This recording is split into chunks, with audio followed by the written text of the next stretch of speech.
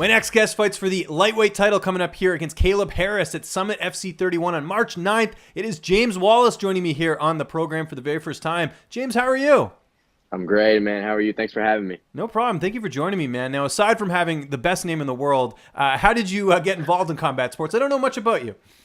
Yeah, I started before I even got in high school. I watched it on TV. I played every sport with a ball you could think of, and I just decided to start training a little bit. A family friend brought me to stay in shape during the off season, and I just fell in love with it. I ended up quitting everything to fight, and it worked out. That's great. Who is sort of an influence for you? Like when you started watching fighting, was there a particular fighter or fighters that really made you want to get into this sport? Yeah, like Dustin Poirier, Cole Miller. They really made me like want to go to American Top Team. So that was always like my goal, was to train an American Top Team, and I got to make that happen actually. So like Dustin Poirier, Cole Miller, OGs like that, you know. And you mentioned playing all types of sports in high school. Were there any ones in particular that you played more than others? Like, did you play a lot of football? We see a lot of football players making that transition. Nah, baseball. I was a baseball player. Okay, interesting. Are you still a fan of the sport now? Do you still keep track of MLB or no? Yeah, I'm still a fan. My best friend plays for the Reds. Cool. So Who's your friend? Cody Reed. He's a pitcher for the Reds. Very cool. Okay, so that's neat. You guys are, I mean, you're a professional fighter. He's in the big leagues. So that's kind of neat to have. Along with fighting, what else do you do for a living? Or are you one of those lucky fighters that gets to just train and have sponsors cover everything? No, I'm lucky. I work at the gym, a couple of gyms that I actually train at. So I teach kickboxing, a little bit of MMA, Muay Thai. Like I cover some classes, so I get to teach at the gym that I work out at. So I'm really lucky. That's good. I've worked day jobs before, and then had to train after, and it was tough. And I just kept on trying. Finally got hired on at the gym. So now I get to train and work at the same place. So it's awesome. I'm lucky. Yeah, no, I'd say so. I think that's great. It's better than doing like the whole Clark Kent thing where you got to go into the office and then you got to switch uniforms or everything. One of the cool things about you as well is that you're with First Round Management, which we know reps some of the best fighters in the world. Your manager, Matt, has been raving about you for a while, so that's why I was really excited to get this interview. How did that come together with you linking up with Matt and getting on with First Round? So me and Matt have been friends just about as long as I've been fighting. He fought back in the day, and we just became friends there. And when he quit fighting, he started matchmaking, which led to him managing. And he had a few local pros, and then First Round approached him, picked him up, and I told him he could bring over whoever he wanted. But I didn't want to be brought over to First Round just because my friend is the manager, you know. Mm-hmm. So I kept saying, no, I don't want it. I don't want it. So I waited until, Abe and Melky wanted me on, and then I came on. I didn't want to just get the handout because my best friend was one of the managers there, So yeah, I made sure I kept telling them no, I didn't want to be on until I felt like they wanted me on, and then I came over. But yeah, he got picked up, and then he brought me over. Yeah, no, well, there you go. We clear the air there. So people are like, oh, it's because he knew someone. It's like, no, I actually earned my way in. So that's fantastic. One of the things I like about Matt is that, he has a day job. He's a police officer, and then he also does the managing thing. How cool is it to have a manager that still makes the time when he's got such a busy schedule like he does, in his day job? Yeah, he's great, man. He's texted me at 2, 3, 4 o'clock in the morning about fights, and about if I had a guy back out, he's looking, and getting my opinion on fights. Like he works nonstop about it. It's crazy. And I'm lucky to have a guy like him in my corner for sure. Yeah, and he's great to deal with media wise. And I'm not trying to kiss his butt here, but it does make things a lot easier for people like myself when I'm trying to set up an interview. I know it's going to get scheduled at the right time. He's really good about that. Right. But anyways, let's talk about this fight. Fighting Kaleb Harris, 3-0 record. Right. How do you feel like you match up against him here?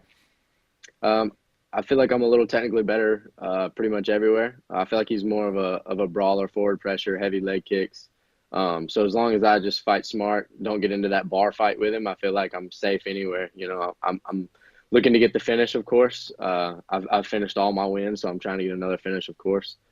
Just have to fight smart. Don't let the ego get in there. Just fight my fight. Okay. How much do you think experience is going to play in this? Because you've got 10 fights, he's got 3. But more importantly, because people can rack up fights wherever. You fought for Bellator, you fought for LFA. Mm-hmm. I mean, having gone through those experiences, do you feel like that will pay dividends in this matchup? Yeah, for sure. And I've been I've only got 10 pro fights, but I had 21 amateur fights. So I've been fighting a really long time. I'm only 26, but I've got plenty of cage time. So anything that goes crazy in there, it's already happened to me before, you know. So I feel like I can stay calm under pressure. He might come at me with that storm really quick. I'll be able to weather it and then implement my game. You referenced training camp there. What about training partners? Who are some of the guys that are helping you get ready for this fight? Yeah, I train with Jaleel Willis, LFA guy, one of the best in the country, obviously. And I did a little training camp at Cole Miller's, just a little 2-week thing at Cole Miller's and Warner Robins. So just them, Andy Urick, my coaches, Zach Underwood, Stephen Combs helping me with jiu-jitsu. The best I can get in my area is who I go to, no doubt. And what about the weight cut? Is it a tough cut for you? Is that something you have to do in advance, or how is it for you? No, 55 is it's an easy cut. I've done it a bunch. We contemplated 45, but I think 45 would have to be planned out, dieted out, you know, a long way. Usually I can hit 55 without doing anything on weigh-in day. I'll wake up at 56, and by the time weigh-ins are, I'm good. So 55 is not difficult, but 45 we've contemplated. I think 45 had to be planned out though. Okay, well there you go, a little teaser for the future. As far as your corner, who's going to be in the cage with you that night?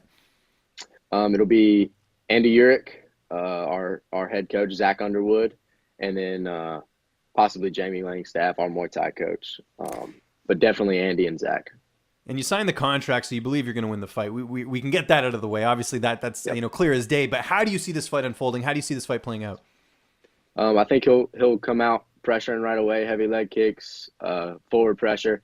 I'll move around, get him frustrated. I think we'll clinch, hit the ground, and I'll be able to finish it. You get the win here, you'll be 9-2. Again, there's you know you're a name that I hear a lot in terms of prospects. There is some buzz as far as your career. How close do you think you are to the UFC, especially if you get a win here, especially if you get a finish, or even something like a Contender Series, which I think would probably be looking at you for their upcoming season? Right. I'm just going to focus on finishing the fights. I'll let Matt line that up. Of course, I mean, obviously I see it. I can't close it all the way out, and that's the goal is to be in the UFC. But I'm going to focus on what's right in front of me, and I'm going to beat Kaleb, and then me and Matt will discuss it again. I think I'm close, but I would rather stay focused right here, and I'm just going to keep winning the fights, and Matt will get me to the UFC. I believe it. Yeah, let the fighting do the talking, as they say. For sure. What about downtime? You know, we talked about sports off the top. Like you still follow MLB, like you said. Who's your team? Are you a Reds fan now because your buddy's on the team, or who do you cheer for?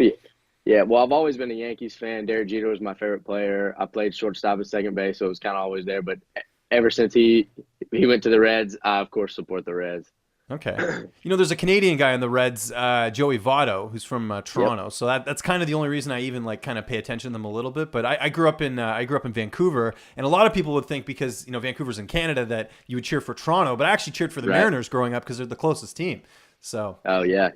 So, and we're talking like vintage Mariners, like Ken Griffey Jr. and when they had like an actual like notable team. I think now they're in like a bit of a rebuild, so that's interesting. How do you think? I'm sure you're paying attention to the offseason. Is there anything that stood out in terms of some of the moves? Any predictions do you have for this upcoming season?